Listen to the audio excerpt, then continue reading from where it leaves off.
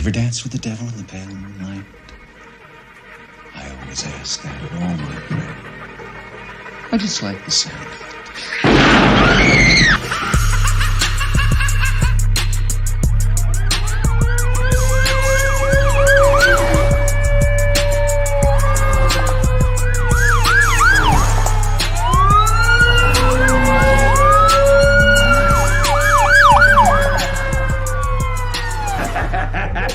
How about it, you creep, you lunatic?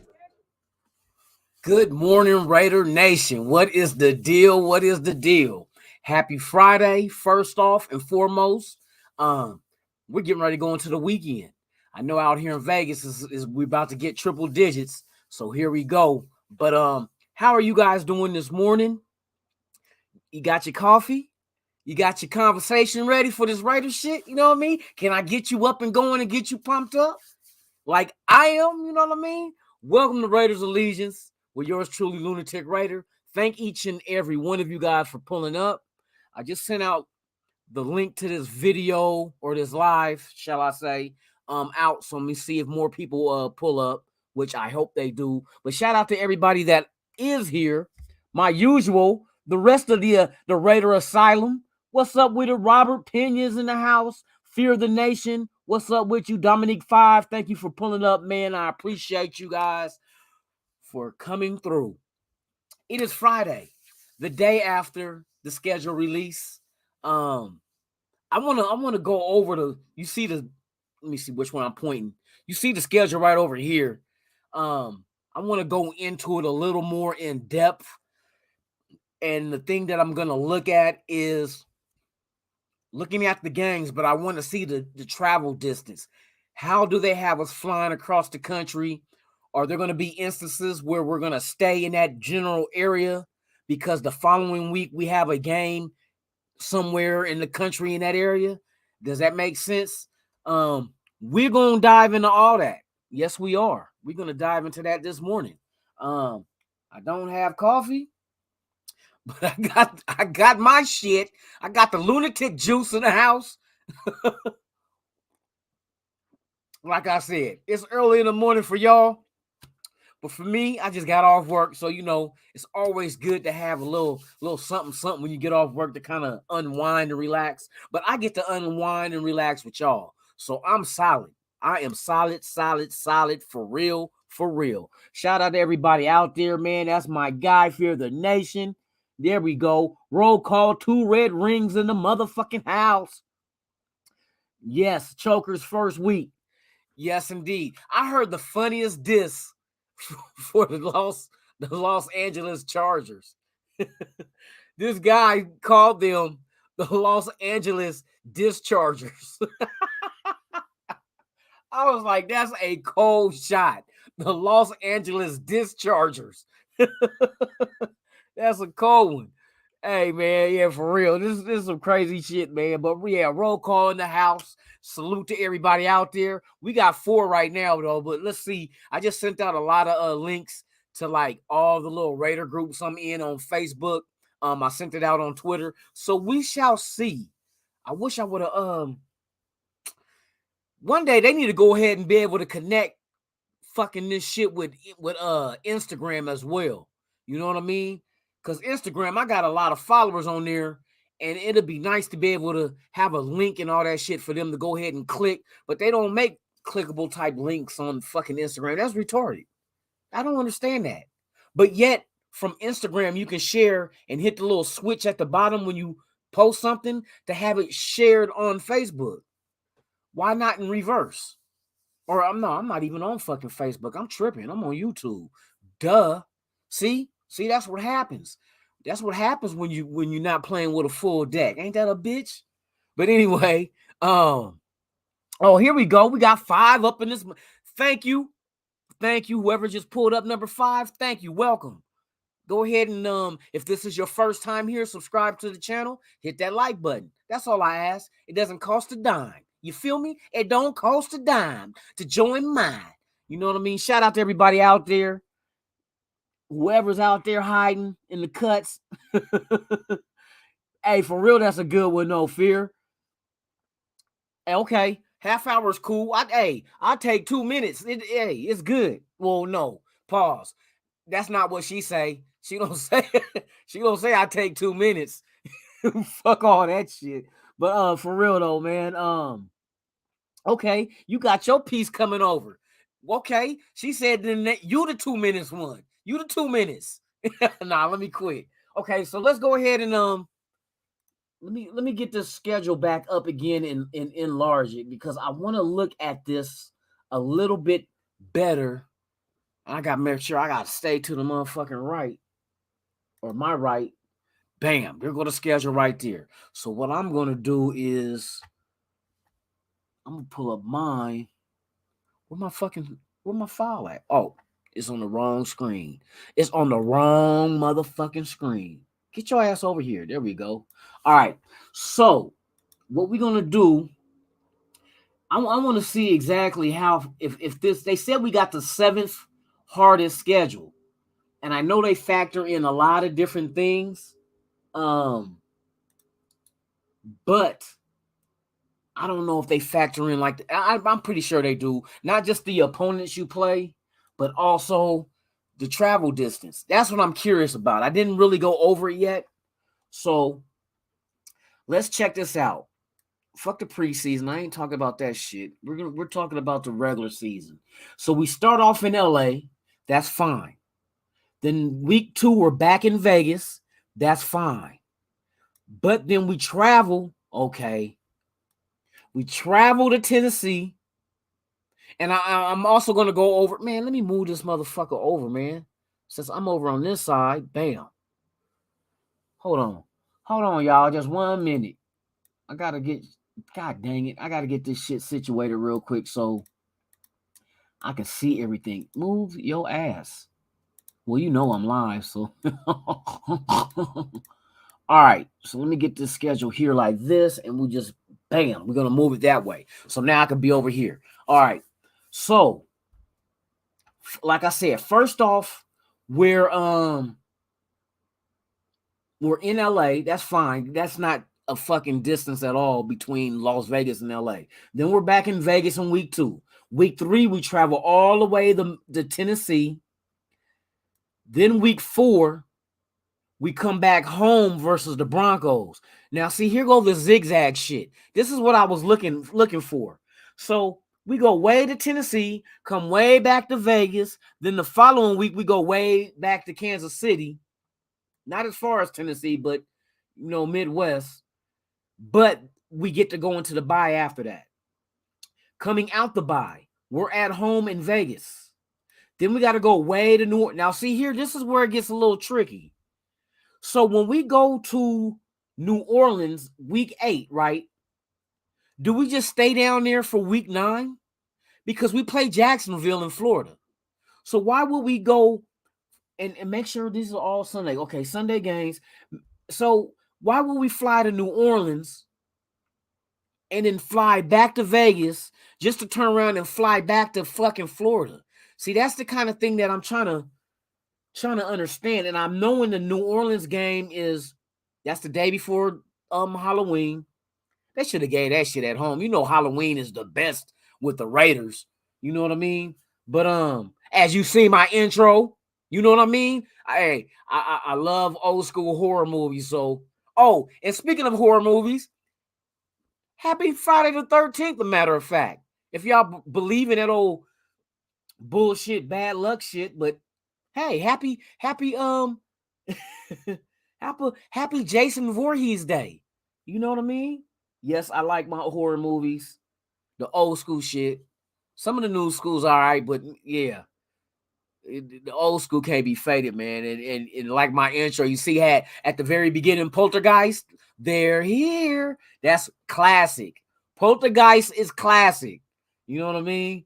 But yeah. So why would we fly way to New Orleans and then come back to Vegas just to fly back out again? That does not make sense. So what my assumption is that Maybe the team stays down, or matter of fact, maybe they leave New Orleans and just go ahead and go to Jacksonville and just get a hotel and find a place to practice and stay out there and practice until they play Jacksonville. I don't want them coming. See, the travel mileage, that's what I'm worried about. And I don't think that's logical to New Orleans, Vegas, and then Jacksonville. That doesn't make sense at all. You feel me? You think they fly home? Yeah, even though our facilities are top of the line, that's still jet lag. That's different time zones. I know New Orleans is a 2 hour ahead of us. So you come back to Vegas with that 2 hours. And then when you go to Florida, it's 3 hours ahead of us. That's 5 hours you fluctuating. I don't see that happening. I don't see that happening. That don't make sense to me to do all that fucking flying.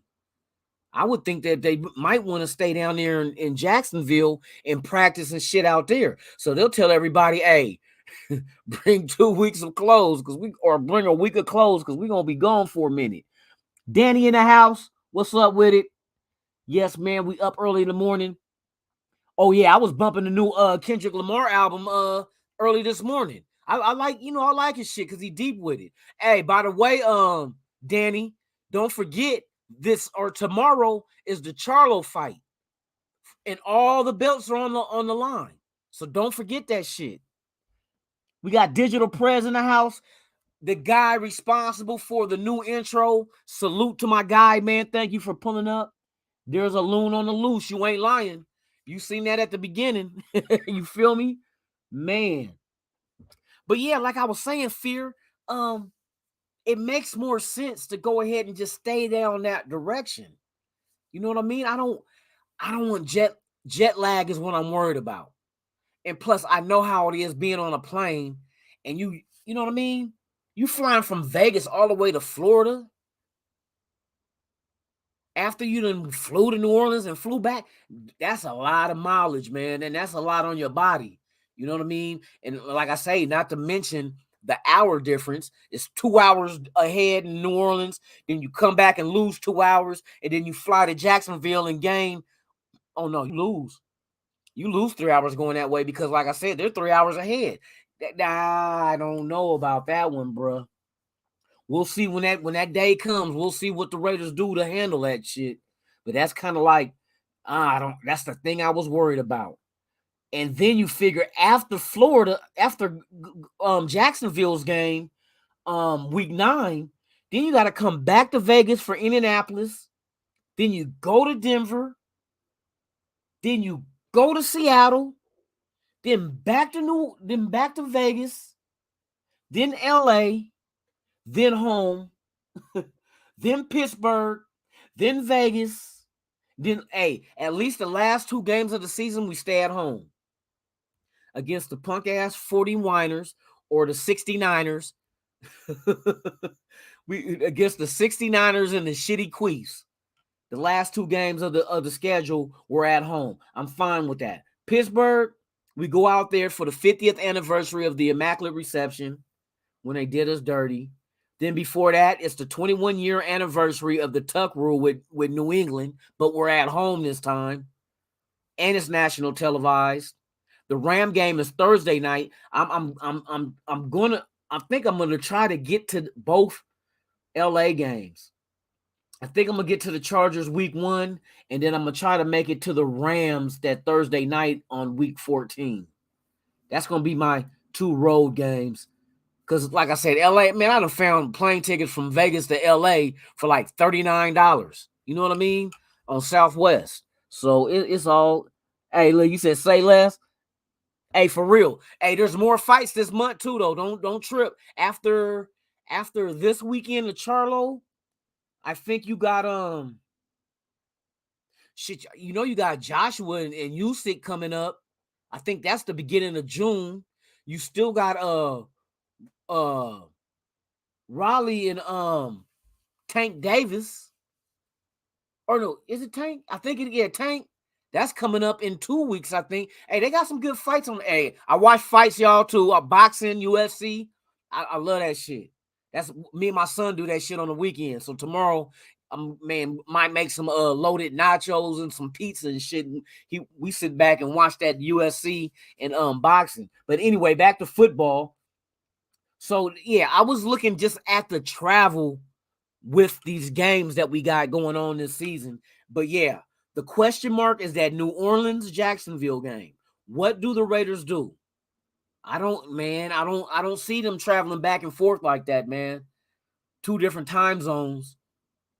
You go to New Orleans, they're ahead of 2 hours. You come back to Las Vegas and then fly back out to Florida to Jacksonville where it's 3 hours ahead. I don't see that happening. Not in the same, not even in the same week. Hot damn it. But at least that's the only thing. The only 2 games is those 2, and they're right that you got to worry about travel-wise, how they're going to handle it.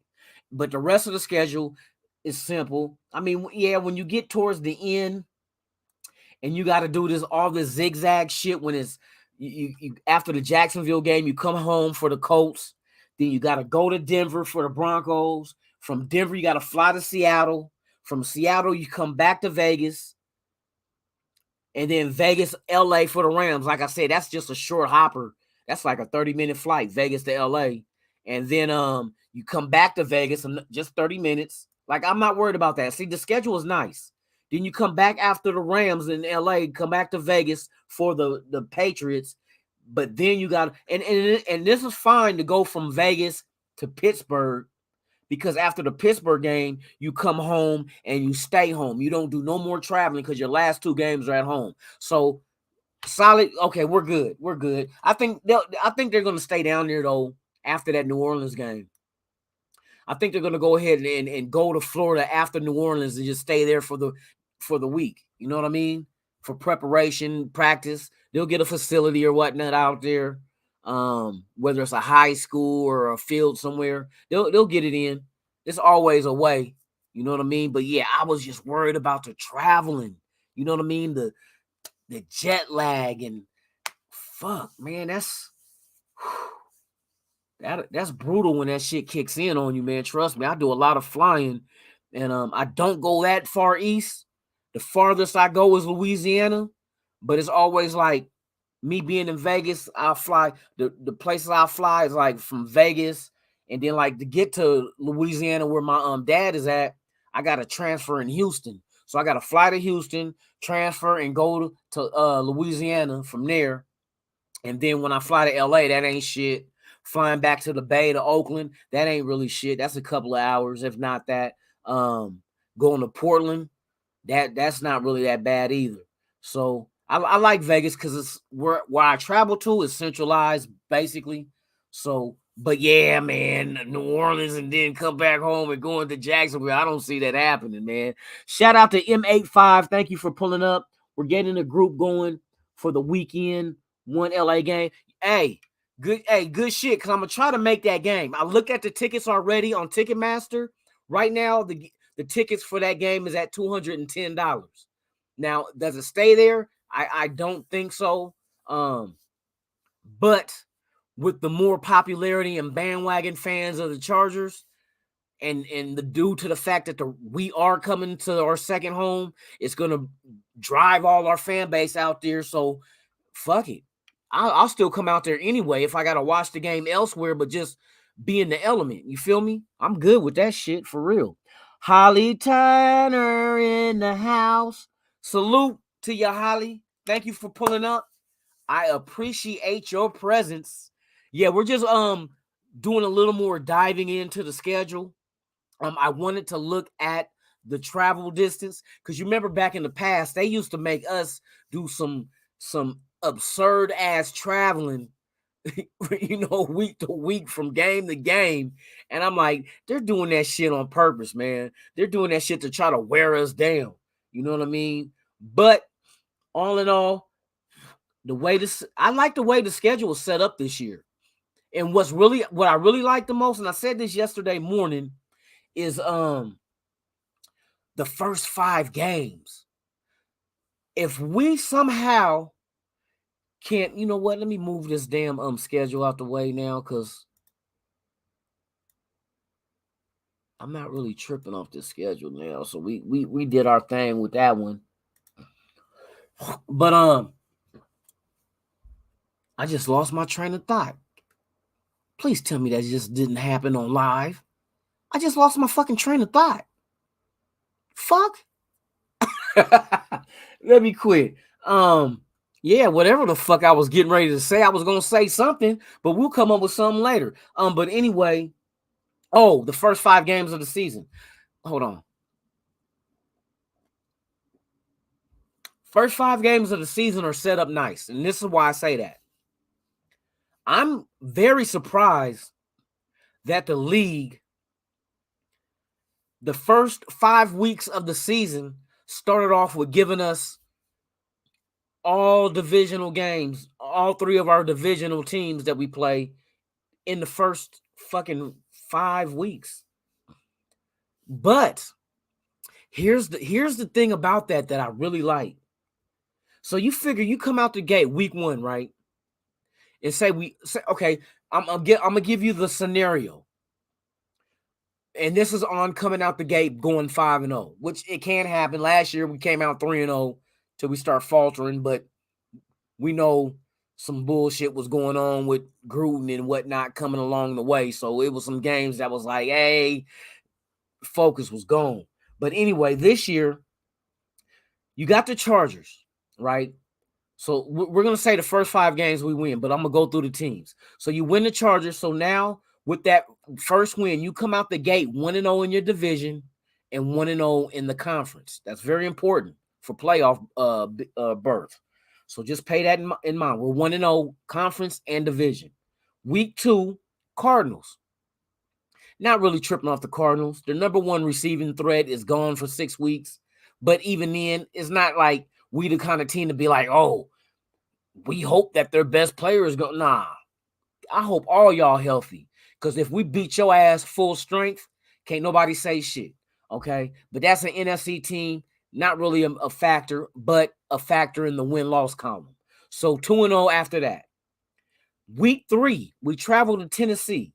Now, see, the thing with Tennessee is we know about their run game. They got weapons now. They went out and got receivers as well and a backup running back out of the draft. But the thing with Tennessee is to beat them, stop the run. Stop. All we got to do is have our front on defense be run stoppers, and it makes them have to go into the air, which I think that's what we want to force teams to do this year. I'm looking at how they're building this shit on our defense. They want to, and I said this yesterday, in case you guys weren't here to listen, but we're trying to create a defense that causes turnovers, whether it's interceptions or forced fumbles, strip sacks and whatnot. And I can tell that by the personnel that they went out and got and what their pedigree is in turnovers. But with Tennessee, all you got to do is stop the run, and we got their ass. Because their whole offense is predicated on the run with Henry, and I forgot the young dude that they just grabbed, but dude is solid. Dude is solid too. And they got receivers as well, not to knock that, but I think we can deal with any team with the personnel we have. So you win that game, now you're 3-0. But not just 3-0, you're 1-0 in your division, 2-0 in the conference, the AFC. That's solid. That's out the first 3 games. And this is going by if we win the first 5. So that's game 3. Game 4, you got the Broncos. Now, with the Broncos, you go and go ahead and we play them at home. So they got to come here. We beat them. I don't care about Russell Wilson. We know Chandler Jones, out of all players in the NFL, sacked Russell Wilson the most in his career. So that's what he's going to have to deal with. But not just Chandler Jones. He's going to have to deal with Mr. Max Crosby as well. But Chandler Jones has the experience of facing Russell Wilson twice a year when he was a Cardinal. Oh, in the backtrack, that Cardinal game, Jones gets to go up against his former team. Let's keep that in mind. Chandler Jones gets to go up against his former team. So the former team that he practiced against a Kyler Murray every practice when it was the first defense versus first offense. So he knows what Kyler Murray is capable of and knows his weaknesses. So I'm ready for that one too. So after you beat Denver, right? So now your record after 4 games, you're 2-0 in the division and 3-0 in the conference, right? Now we go to Kansas City. Kansas City is a nationally televised game, and it's the game right before we go into the bye. So you figure with Kansas City, that's going to be Monday Night Football. Everybody's going to watch that shit. Everybody is watching. All eyes on you. You are 4-0 at this point. Maybe Kansas City is 4-0 as well. Who knows? That 5th game is going to give, if they're both 4-0 at the time they meet in week 5, that game is going to give somebody their first loss and make that other team leader in the division, right? So with that being said, you go to Kansas City. You beat Kansas City, right? Week 5. Now your ass is 3-0 in the division and 4-0 in the conference. You done built you a lead in the first 5 weeks. So now to win the division goes through Vegas. It goes through the Raiders. Because I know we'll be sitting at the top. 3-0 already out the gate. You're 3-0 in your division, and there's only 3 games left amongst your division foes. So with that being said, now I'm gonna break down the math for you so you can understand where I'm going with this. So now you go into, we got the bye week 6. Perfect. So you're 5-0 in the bye, right? There is 17 games in the season now. You've played 5 of them, right? So that means there's 12 games left when you come out the bye. So out of 12 games left, and you're already 5-0, and we're kind of guessing. Let's guesstimate here. And I'm gonna ask you guys and hit this up in the chat. Peep this out. In the AFC, right, this year, our conference, what is the record that you expect for the last wild card team to have in order to be the last wild card team? How many wins does the team have to be the very, what do you think is going to have to be the number? How many wins is it going to take for a team to be the last wild card, to make the wild card in the AFC this year? Hit me up in the chat and let me know what you guys think. Oh, we got Queen in the house? What? Queen, I hope to God you did not pop up in here and didn't say, oh, you did say good morning. I was going to be pissed off to the highest of all pistivity. Don't you do that, damn it. Don't you do that. But what, okay, 10. And that's exactly where I'm going to go with this. I assume the same thing. The team that gets the last wild card in the AFC this year needs 10 wins, right? So peep this. If we come out the gate 5-0, going to the bye, we're 3-0 in the division, 4-0 in the conference, right? Already with 5 wins, when you come out the bye, there's 12 left. So you mean to tell me that the Raiders can't win 5 out of 12 games? So that's at the minimum. At the minimum. And the games that's left, look, do you guys think we can beat Houston out the bye? I think we could beat Houston. What about New Orleans? You think New Orleans might be a little tricky going to New Orleans? They got a solid defense, but I'm not sold on their offense. What team are you going to get with the Saints? You know what I mean? Jacksonville? They spent a lot of money in free agency, but that don't mean shit. That don't mean shit when you've been bottom of the barrel for so long. You know what I mean? And we're at home versus Jacksonville, so I welcome that one. Then you got the Colts after that one. I believe we can beat the Colts. We did it last year. You know what I mean? They faltered to the end. Denver, I'm really not worried about. Like I said, I'm not worried. Judy might be tied up for the moment. You know what I mean? Judy might be tied up for the moment. He might not be on the field. Who knows how that case is going to go. Seattle, without Russell Wilson, in Vegas at home, that should be a win. The Chargers coming to Vegas after that. Oh no, Seattle, we go to Seattle. It don't matter because Who's in Seattle left? Who's left? You know what I mean? That's going to be damn near a rebuild. You got DK Metcalf, but what you got, a jugs machine throwing to him? Quarterbacks ain't old Lock from fucking Denver? Come on now. He's not no fucking threat. Then you got the Chargers coming to Vegas. I'm not worried about the Chargers. We showed that last year. You know what I mean? The one game that towards the end of the season, now the next team after the Chargers will be the Rams. Now that'll be in LA versus the Rams. That's going to be a game for that ass, right? It's not like we can't win. It's just going to be a game for that ass. Then after them is the Patriots.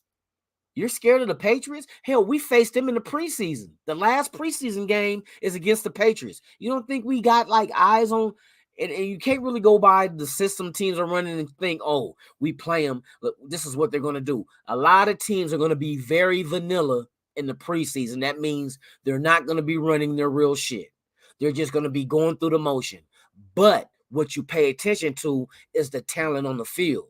How do they perform under pressure? Certain situations, that's how you grade them, by personnel, not by what scheme they're running, because they're not going to show us shit, just like we ain't going to show them shit. Shout out to everybody that's out there, man, for real. I appreciate each and every one of you guys. What team is going to be out our biggest threat? I say Kansas. You can't sleep on Kansas City. That's automatic. You know what I mean?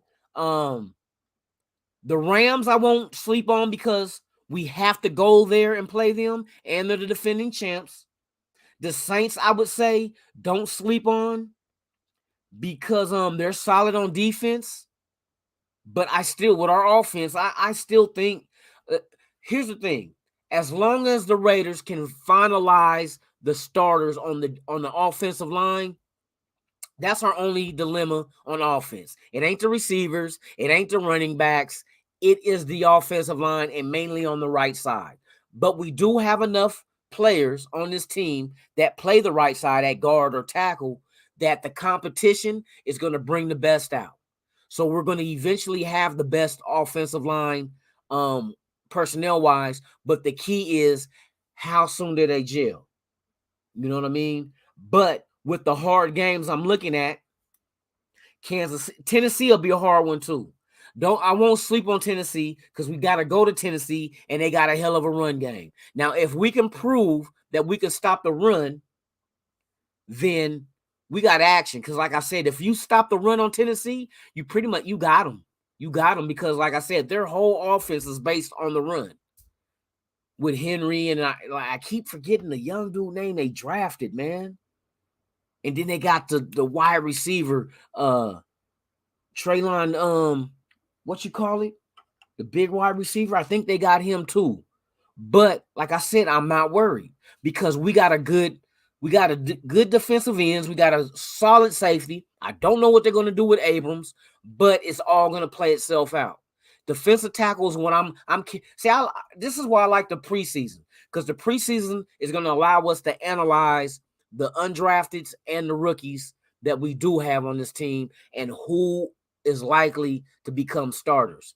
And so defensive tackle is one of those positions that we really have to sit back and analyze. And I was saying this on Dirty Raiders podcast last night, where it's like the thing is we don't really have a starter penciled in. You probably got an idea through free agency with Bilal Nichols. But like I said, do not sleep on Neil Farrell. But people say, well, Neil Farrell Jr. is a rookie. I said, but look, since we're not carrying over no starters from last year at the defensive tackle, that means Neil Farrell got 4 weeks in the preseason to really fine-tune his game and show the coaching staff what he really has versus, and the key here, versus other NFL players. See, he comes out of college, LSU, and it's like you're facing college talent. But now you're in the pros. So now we get to go in the preseason and let you get all the game, the playing time you need and everybody else as well and see exactly what we got here. Maybe he goes in the preseason 4 games and then Boom, he gets it. And Patrick Graham, don't forget about Patrick Graham. He's going to put them in positions to succeed. You know what I mean? And they're going to put Neil Farrell in a position to succeed. He might go out there and win a starting job. And he will have ample opportunity to do such just for the fact that there's 4 preseason games. Starters ain't going to be playing that much. And not just that, who is our starter at defensive tackle? See? So that means from day one, from the snap of the ball, that defensive tackle slot is going to be open. So it's an open competition depending on who's favored to be nose tackle in a 3-4, defensive tackle in a 4-3. Because, we're supposed to be switching in and out depending on the opposition. But Neil Farrell and the Bilal Nichols and everybody else at defensive tackle that way, Clelin Ferrell. Let's not sleep on him. In Patrick Graham's defense, and he's a veteran. He's going to be one that's going to go out there and he's going to get playing time because he wasn't a starter last year at defensive tackle. You know what I mean? But now under a new system, he gets to get in and get his burn. He gets in and out on the field and be able to show what he can do in this system. Like I said, sometimes we gauge players by their performance, but there's other factors that causes the performance to either drop or increase. You know what I mean? Sometimes you're put into the perfect situation where that system actually makes you prosper. But then you get people like Littleton. Remember, Littleton's, he prospered with the Rams. But as soon as we got him under Gus Bradley, and whatever Gus Bradley decided to use him as, it didn't work. It didn't work because he didn't do shit. He laid a straight egg. You know what I mean? That's why he got cut and released and got designated a June 1st release to free up that money. He's gone. You know what I mean? But with Patrick Graham, it's going to be a whole different scenario. I doubt the kind of defense he's going to run, he's going to try to take a square peg and jam it in a round hole. You know what I mean? That's not going to make sense. But instead, he's going to adapt his defense around the talent he has so they can better succeed at that. So Neil Farrell Jr., Clelin Ferrell, Bilal Nichols, all of them are going to have the same opportunity as the next man to get out there and earn a starting position on the defensive line. And they're going to have 4 preseason games to do so. So do not sleep on Neil Farrell Jr., our rookie, because he has all the attributes. His toolbox is loaded with tools at playing on defense. He just has to get out there and show against other pros that he can really do this. And like I said, he's going to have opportunity. I'm not worried about Farrell. Farrell is, and I'm talking about Neil Farrell, not Clelin Ferrell, but I'm not worried about him either. His production is going to dictate where he belongs in the system on this team. That's why I said we're set. We're set. They have control, just like Josh Jacobs. Oh, and they was asked in last night on Dirty Show, they were asking, who's your surprise pick player-wise to end up becoming a starter that nobody guessed would be a starter? And my reply was, I thought, and there's no knock on Josh Jacobs, I think White has the potential of taking over that starting job. And here's the factors of why. Because one, and one guy on the panel, Ern, I don't know if y'all know who Ern is. We was on Dirty's Live last night. Ern said, and he likes Josh Jacobs. I do too. But he says White reminds him of another Josh Jacobs. He's just another Josh Jacobs. But I should have posed this question to him. But is White faster than Jacobs? Yes, that's true. They said White was clocked at a 4.4 flat 40. So we know he's faster. So if you got another Josh Jacobs, but faster, who you think is going to win the starting job? If you got 2 identical running backs, right? Same run style, build, all that shit, but this one over here is a lot faster than this one, who you think deserves to start? Exactly, the faster one. Because if they got the same skill set and they both like almost mimic each other, but this motherfucker is way faster than this one. I'm putting a way faster dude in. That's a no-brainer.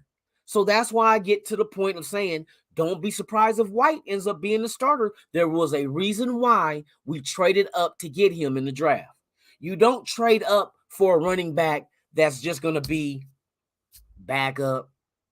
And I doubt that he just stays backup. You do not pick up a 5th-year option on a running back if you are planning on keeping him. See, now we're not gonna give Josh Jacobs. I'm sorry to tell you guys this. I like Josh Jacobs. I got the jersey. You know what I mean? He's a hard runner. But they did not pick up the 5th-year option, which would have paid him, I think, $8 million. If they picked it up, the next year would have been $8 million. They're not going to give Josh Jacobs all that money. They're not franchising any running back, right? And the other thing is with Josh Jacobs is going to bust his ass this year. I'm telling you, he's going to put up spectacular numbers. But if he does that without the 5th-year option and he becomes a free agent, what do you think other teams are going to offer him? More than what we're willing to match. Because if we try to match that, then what money is Josh Jacobs? Who is Josh Jacobs taking that money from? Renfrow? Waller? Remember, we got extensions that we have to take care of on this offense. And I know running back is not a critical type position. I mean, it's a position you got to have a run game. But the way the league looks at running backs is like they're replaceable. They're replaceable. And what did the Raiders go do? They went and got his replacement. That was faster. Runs just like Josh Jacobs. Hard runner. Good vision. But the only thing is this kid that they got, White, out of Georgia, runs a 4.4 40. It is ridiculous. This guy is fast as shit. And I'm talking about the kind of fast that if he gets through that second level, past the linebackers, bye-bye. He's gone. He's gone. Because there's not too many linebackers that run a 4.4. You got corners, safeties, but guess who they're going to be consumed with on our offense? Adams, Renfrow, Waller. So it's like, shit, they're going to try to I know they're going to double Adams. They're not going to let Adams go man-to-man because he's going to chew up any corner on them and spit them out. Renfrow is breaking ankles. Waller is a matchup hell. Look at this offense. Now you add the run game, and now you got a nice young running back that, since we got him in the 4th round, he only gets a 4-year deal, but that's 4 years you don't have to worry about a running back. You know what I mean? So that's, and it's a low-cost contract they're giving him because he's a 4th-round pick. There's no 5th-year option. So now you're saving money, and now that money that you would have been given to Jacobs, now you could take some of that money and, okay, Waller, here's your new contract. Okay, Renfrow, here's your extension. That's how we got to keep our talent. We got to be able to hit on our draft picks at a low cost. And that's what they did. I think White will end up being the starter, hands down. He's going to get out there and he's going to show his ass. And they're going to be like, damn, this kid is, look at this dude. And he came out of high school being a 5-star running back. They said Zamir White in high school averaged 14.1 yards a carry. So every time they handed him the ball, it was 14 yards.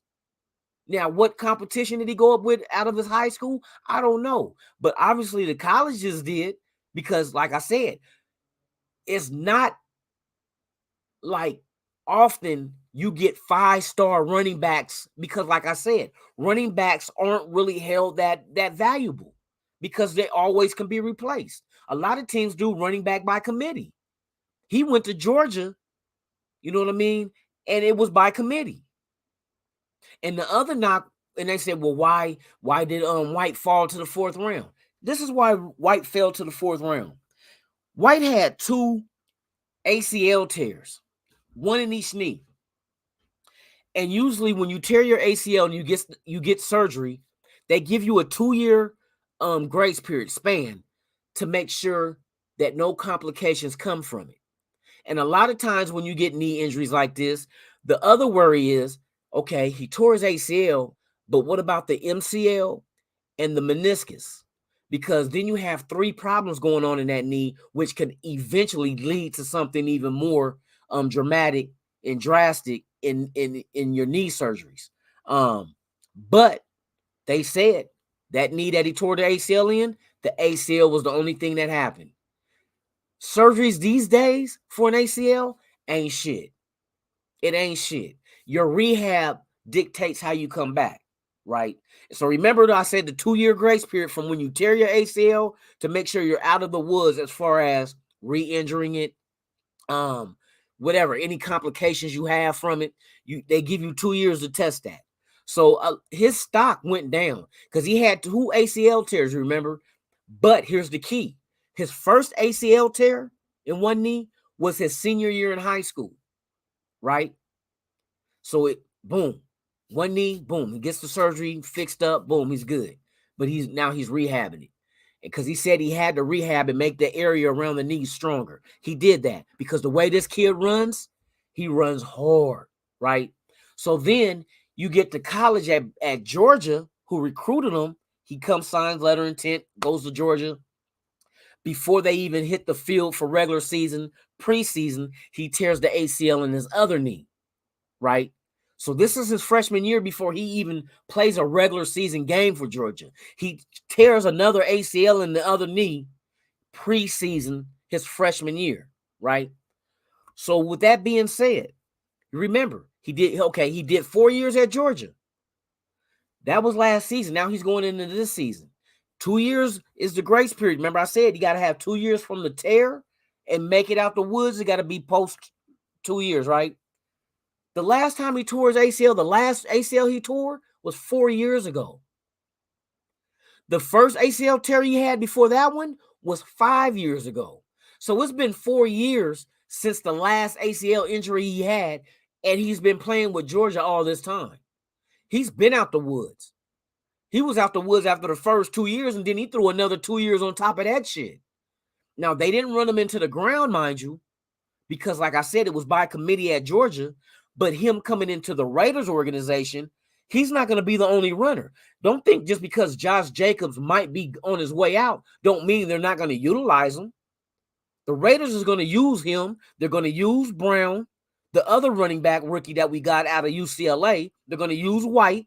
They're going to use Kenyon Drake. You know what I mean? Bolden. I'm telling you, we got a committee of running backs. And everybody's going to get their turn. But for the young dudes, the running backs that we have, that's the 2 rookies, preseason. That's why I'm so excited about preseason, man. Preseason is going to put their ass on display. All the rookies we drafted, free agents we signed, the undrafted free agent class that we got, we get to see them. You know what I mean? So and we got 4 preseason games, Hall of Fame game, early August. Matter of fact, they already got that one set because it's the preseason game against the Jacksonville Jaguars, August 4th. That's a Thursday. So it's a Thursday night game, August 4th at 5 o'clock versus the Jaguars.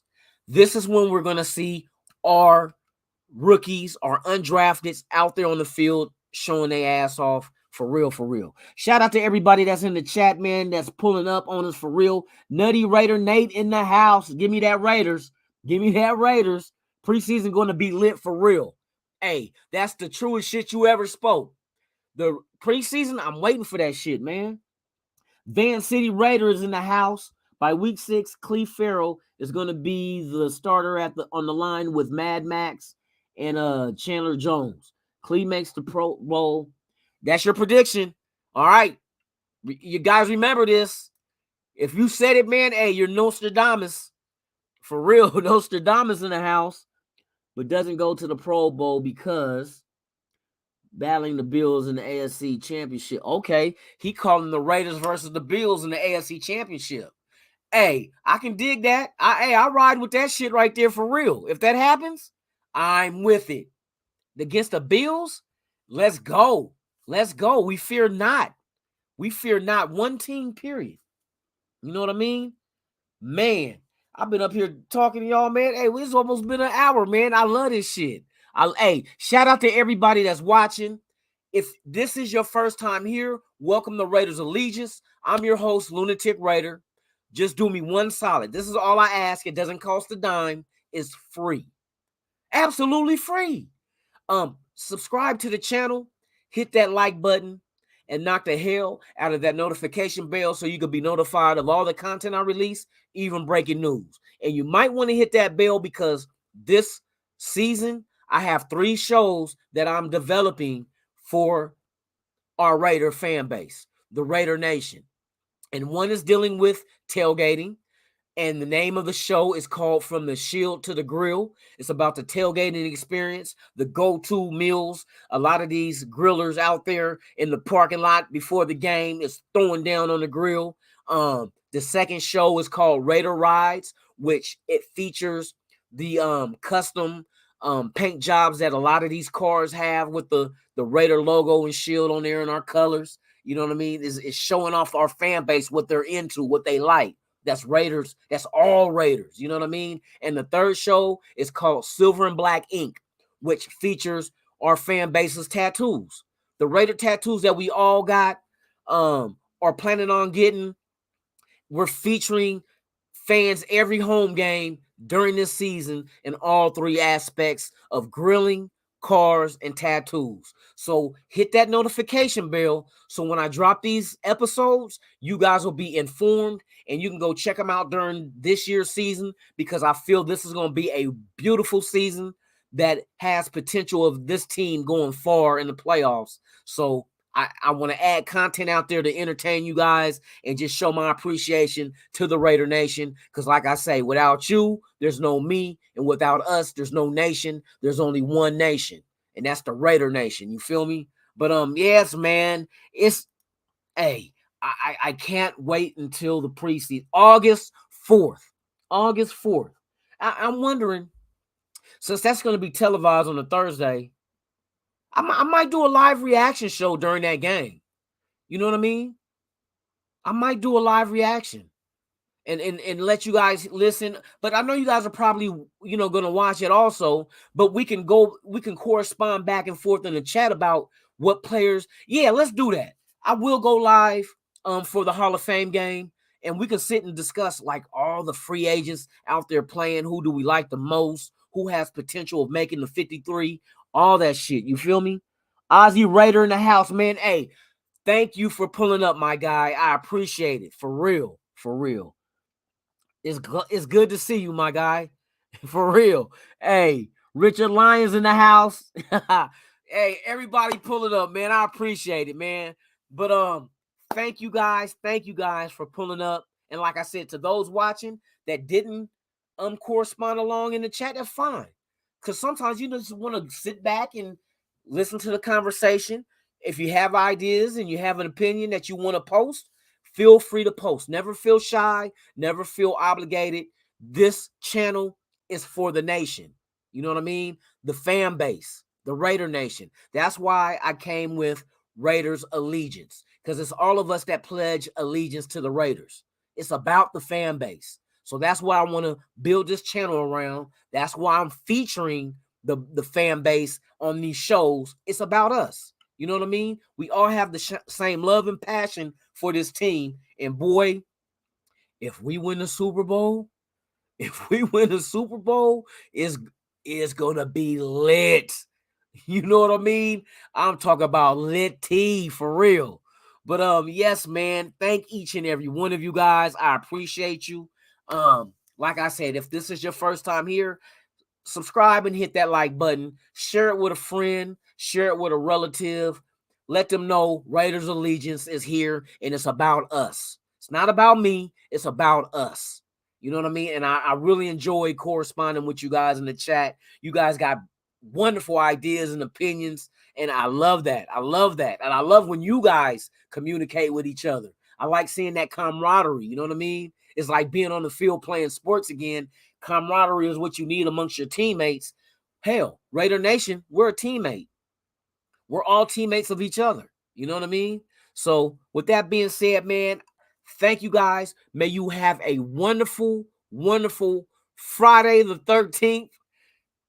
Fuck all that motherfucking bullshit with bad luck and shit like that. Have you a wonderful Jason Voorhees day. It's a Raider holiday. Friday the 13th. You feel me? But anyway, have a wonderful day, you guys. May you and your family be blessed. I will see you tomorrow night, 11 o'clock Pacific Standard Time, 2 o'clock a.m. Eastern. We're going live from the Insane Asylum. No, we not. We going live from the Raider Asylum. And welcome all my asylum mates. You feel me? But with that being said, like I said, have a wonderful Friday. Enjoy your Friday the 13th. And I will see you tomorrow night. If you guys want to pull up, I'm going to put out links and we can go all communicate and have fun and talk this Raider shit. You feel me? So with that being said, man, enjoy this intro. Shout out to Digital Prez for hooking me up with a new intro and outro. Same one, but it's dope. It's dope as shit. So enjoy, and I'll see you guys tomorrow night, 11 o'clock Pacific Standard Time. Be there. I'm out.